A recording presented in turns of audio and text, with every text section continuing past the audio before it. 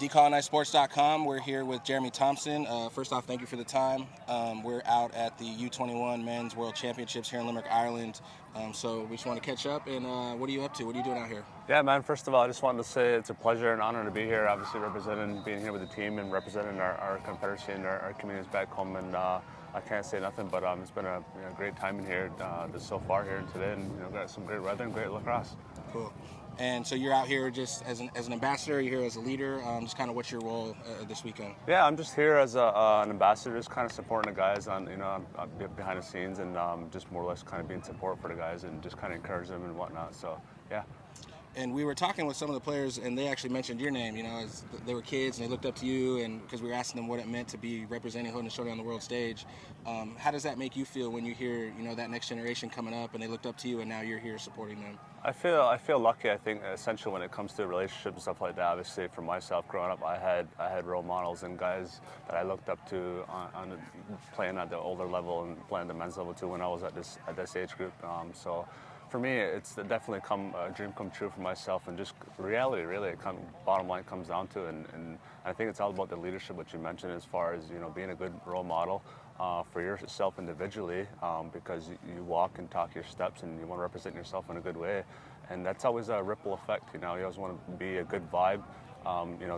Continue to be positive within yourself, and I think that's just a ripple effect into the next person you come into contact with, and that's what I've always, strived for individually, and obviously that's a ripple effect that a satisfaction for myself to hear that some of the players, talking about me and me being a role model to them.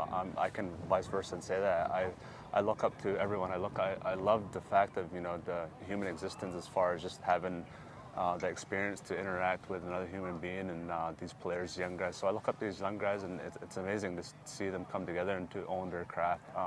So yeah, it's really reality and dream come true for me to kind of hear, see, and just feel the whole experience.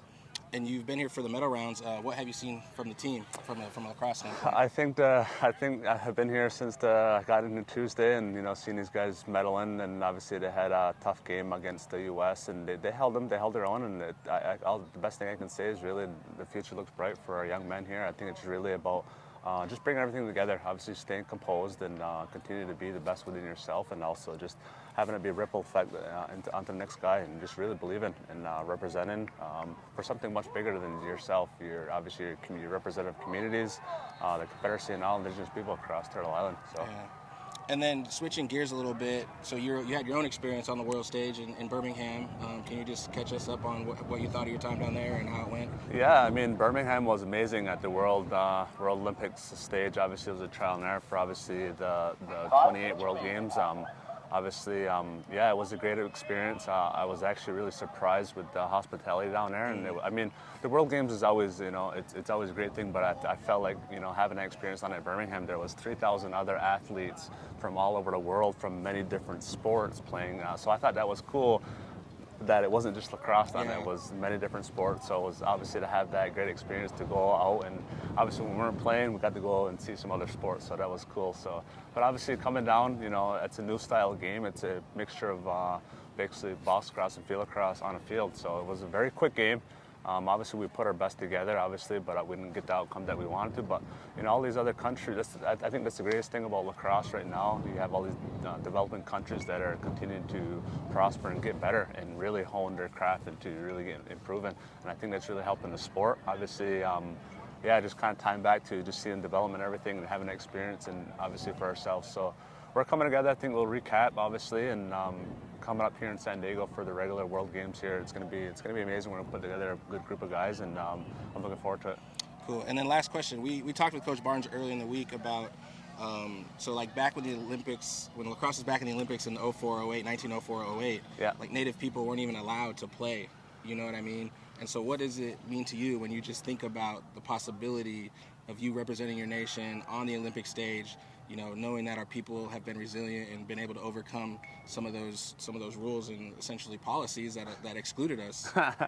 I as an individual coming from my community, Onondaga Nation, a small community, small nation, there's only 3,000 people. I always knew that. I knew that right from the beginning that our people were resilient, we're so strong, we're so kind of tied to our land and culture and ceremony, and that's the biggest thing that we always kind of tie things back to.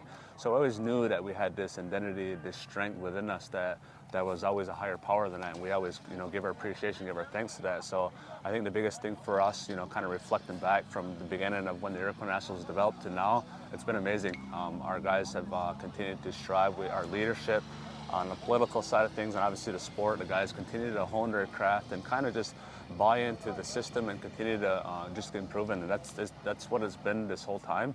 And obviously now that we're under one umbrella as far as Haudenosaunee Nationals men's and women's program, it's been amazing to see it really come together, to hear stories from the past, from my grandfather to my dad playing, and it's just, I can't express enough how happy and that how the future is looking bright for our competitors in our communities. Cool. Well, thank you so much for your time, man. We really appreciate it. Thank you. Thank you.